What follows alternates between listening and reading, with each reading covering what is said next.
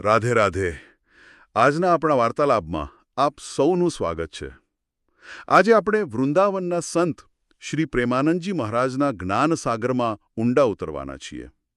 આપણી પાસે જે સ્ત્રોત છે એ gujaratiTV.com પર સેવક માધવ જસાપરા દ્વારા પ્રસ્તુત એક સત્સંગ સત્રનો સારાંશ છે. અને આ સત્રની ખાસ વાત એ છે કે એમાં કોઈ મોટા શાસ્ત્રીય પ્રશ્નો નથી, પણ આપણા જેવા સામાન્ય લોકોની રોજિંદા જીવનની મૂંઝવણો છે અને મહારાજજીના એટલા જ સહેજ જવાબો. બિલકુલ. અને આજનો આપણો હેતુ મતલબ કે એ સમજવાનો છે કે આ હજારો વર્ષ જૂનું જ્ઞાન એ આજની સમસ્યાઓ જેમ કે મોબાઈલની લત, તણાવ, સોશિયલ મીડિયાનું દબાણ એ બધાને કેવી રીતે સંબોધિત કરે છે. આપણે એ જોવાનો પ્રયત્ન કરીશું કે મહારાજજીના જવાબો પાછળ કયો એક મૂળભૂત સિદ્ધાંત વારંવાર સામે આવે છે. તો ચાલો શરૂ કરીએ. શરૂઆત એક એવી સમસ્યાથી કરીએ જે કદાચ હવે દરેક ઘરમાં છે, દરેકના હાથમાં છે: મોબાઈલ ફોન. રિધુવંશસિંહજીનો પ્રશ્ન હતો કે તેઓ ફોન જોવાનું ઓછું કેવી રીતે કરે. એમના પર એમનો કોઈ કંટ્રોલ જ નથી રહેતો. આ તો લગભગ આપણા બધાની જ વાત છે. હા, સાચી વાત છે. અને અહીં જ મહારાજજીનો જવાબ બહુ જ રસપ્રદ અને આધુનિક છે. જુઓ, મોટા ભાગના આધ્યાત્મિક માર્ગો શું કહે? ભૌતિક વસ્તુઓથી દૂર રહો, ત્યાગ કરો. પણ મહારાજજીએ ફોન ફેંકી દેવાનું નથી કહ્યું. એમણે કહ્યું, ફોન જુઓ, જરૂર જુઓ, પણ તેનો ઉપયોગ બદલી નાખો. ઉપયોગ બદલી નાખો એટલે કે તેમાં ગેમ રમવા કે સોશિયલ મીડિયા સ્ક્રોલ કરવાને બદલે કંઈક ભક્તિ સંબંધિત સામગ્રી જુઓ, રામાયણ કે મહાભારતની સિરિયલ જુઓ, સંતોના પ્રવચન સાંભળો, અને જો કંઈ જ ન કરવું હોય તો બસ હાથમાં કાઉન્ટર લઈને રાધા રાધા નામનો જપ કરો. અરે વાહ, આ તો ખરેખર ક્રાંતિકારી વિચાર છે. એટલે કે વાત ત્યાગની નથી, પણ રૂપાંતરણની છે. બરાબર. જે વસ્તુ બંધનનું કારણ છે એને જ મુક્તિનું સાધન બનાવી દો. આજના યુગ માટે મને લાગે છે કે આ સૌથી વ્યવહારુ આધ્યાત્મિકતા છે. ટેકનોલોજી તો આપણા જીવનનો ભાગ છે. એને સ્વીકારીને એનો સદુપયોગ કરવો એ જ સાચી સમજ છે. મહારાજજી સમસ્યાના મૂળ પર પ્રહાર કરે છે. સમસ્યા ફોન નથી, સમસ્યા મનની વૃત્તિ છે. બરાબર. પણ આ કહેવું સહેલું છે. મન તો પેલી રીલ્સ અને ગેમ્સ તરફ જ ભાગે ને. એને ભક્તિ તરફ વાળવા માટે શક્તિ ક્યાંથી આવે? અને આ જ વાત સોનુ પ્રસાદજીના પ્રશ્નમાં પણ દેખાય છે.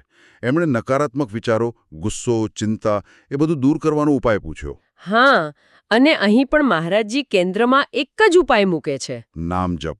નામ જપ. એ સમજાવે છે કે આપણું મન છે ને એ એક અરીસા જેવું છે. જ્યારે એ અશુદ્ધ હોય ત્યારે તેમાં નકારાત્મક વિચારોના જ પ્રતિબિંબ દેખાય. નામ જપ એ અરીસાને સાફ કરવાની પ્રક્રિયા છે. જેમ જેમ નામ જપથી મન પવિત્ર થતું જાય તેમ તેમ નકારાત્મક વિચારોની જગ્યાએ સકારાત્મક વિચારો આવવા લાગે. ચોક્કસ. આ કોઈ જાદુ નથી. આ એક મનોવૈજ્ઞાનિક પ્રક્રિયા પણ છે. આપણું મન એક સમયે એક જ વિચાર પર ધ્યાન કેન્દ્રિત કરી શકે. જ્યારે તમે ભાવપૂર્વક રાધા રાધા બોલો છો ત્યારે તમે નકારાત્મક વિચારોના પ્રવાહને જગ્યા જ નથી આપતા. મહારાજજી આને નામરૂપી ધન કહે છે. જેની પાસે આ ધન છે એને ચિંતા કે ભય સ્પર્શી જ નથી શકતા. અહીંથી વાત ખરેખર બહુ રસપ્રદ બને છે.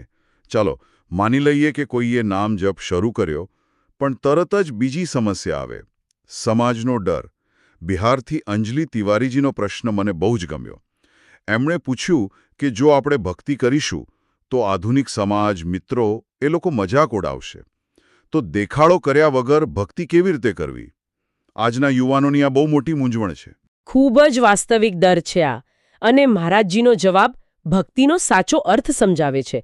તેઓ કહે છે કે ભક્તિ કોઈને બતાવવાની વસ્તુ જ નથી. એ તો ભગવાન સાથેનો તમારો અંગત આંતરિક સંબંધ છે.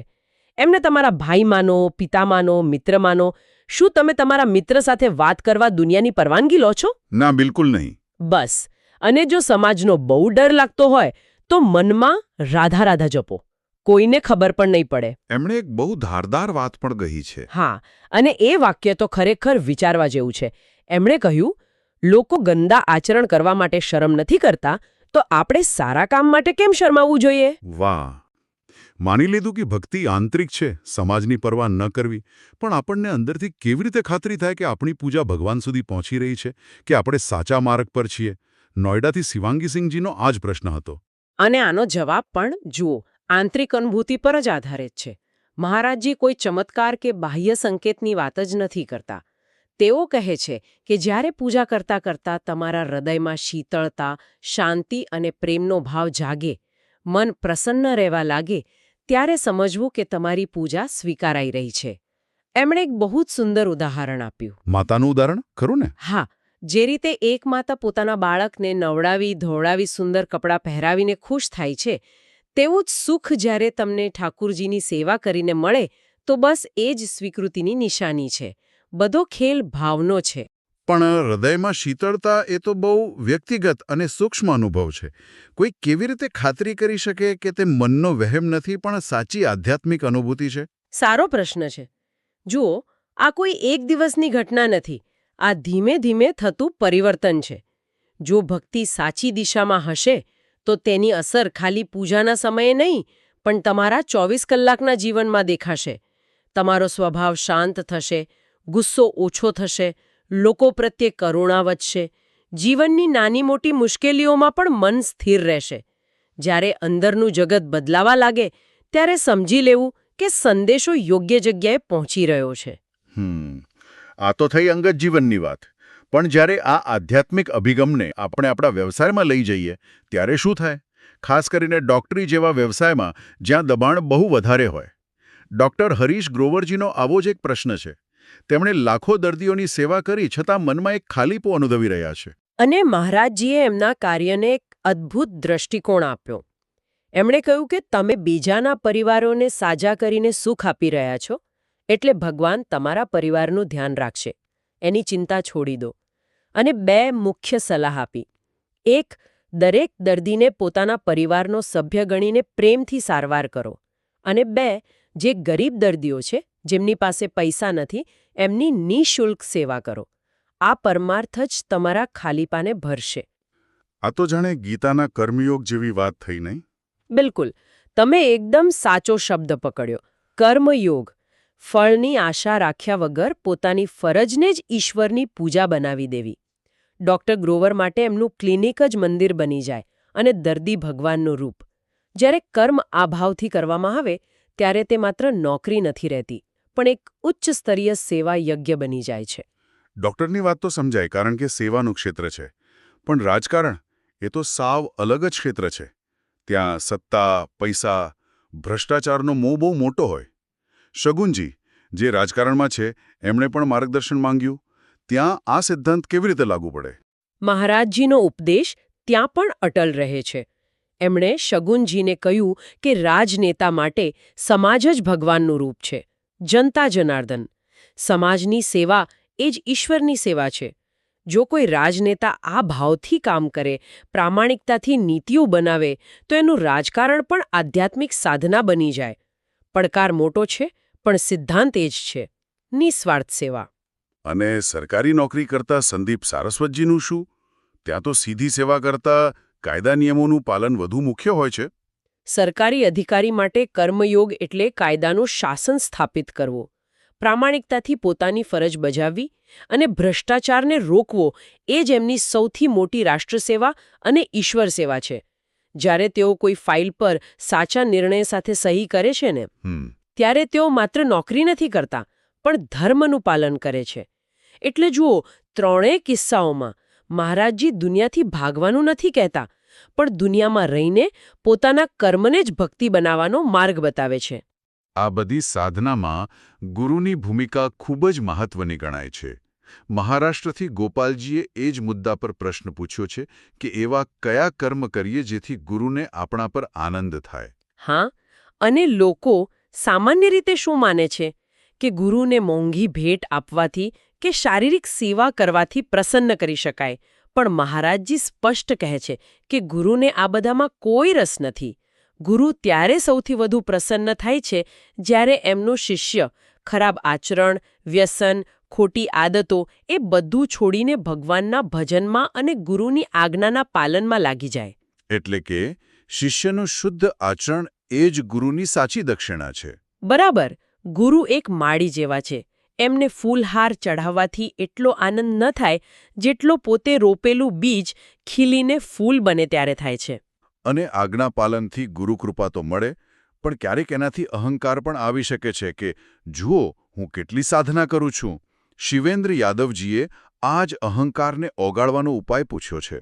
આ સાધનાના માર્ગનો સૌથી મોટો ખાડો છે અહંકાર. મહારાજજીના મતે અહંકારને ઓગાળવાનો એક જ ઉપાય છે. કયો? શ્રેય લેવાનું બંધ કરી દેવું. જ્યારે સાધકને હૃદયથી એવું સમજાય કે જે કંઈ પણ સારું થઈ રહ્યું છે એ બધું જ કેવળ ગુરુની કૃપાથી થઈ રહ્યું છે, એમાં મારું પોતાનું કંઈ જ નથી, ત્યારે અહંકાર આપોઆપ ઓગળી જાય છે. બધું જ ગુરુદેવનું છે આ ભાવ અહંકારને ટકવા જ નથી દેતો. તો આ સમગ્ર ચર્ચાનો સાર કાઢીએ તો એવું લાગે છે કે શ્રી પ્રેમાનંદજી મહારાજની દ્રષ્ટિએ આધ્યાત્મિકતા કોઈ પહાડ પર જઈને કરવાની જટિલ વસ્તુ નથી. તે જીવનથી ભાગવાની નહીં, પણ જીવનને વધુ સારી રીતે, વધુ આનંદથી જીવવાની કળા છે. અને આ કળાનો પાયો નામજપ અને નિસ્વાર્થ સેવા જેવી સરળ પણ ઊંડી સાધનાઓ પર ટકેલો છે. બરાબર. અને આ ચર્ચાના અંતે મારા મનમાં એક મહત્વપૂર્ણ પ્રશ્ન ઊભો થાય છે. આપણે જોયું કે મહારાજજી મોબાઈલની લતથી લઈને માનસિક તણાવ સુધીની લગભગ દરેક આધુનિક સમસ્યાનો એક જ મુખ્ય ઉકેલ બતાવે છે, નામજપ.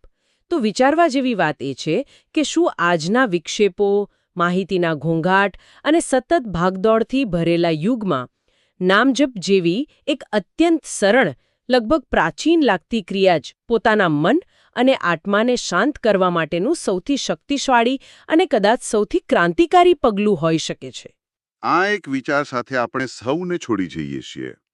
આ વિષય પર વધુ જાણકારી માટે સેવક માધવ જસાપરા દ્વારા પ્રસ્તુત gujaratitv.com ની મુલાકાત લઈ શકાય છે.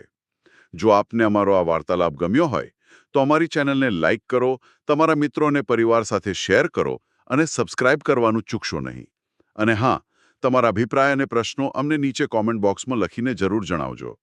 રાધે રાધે.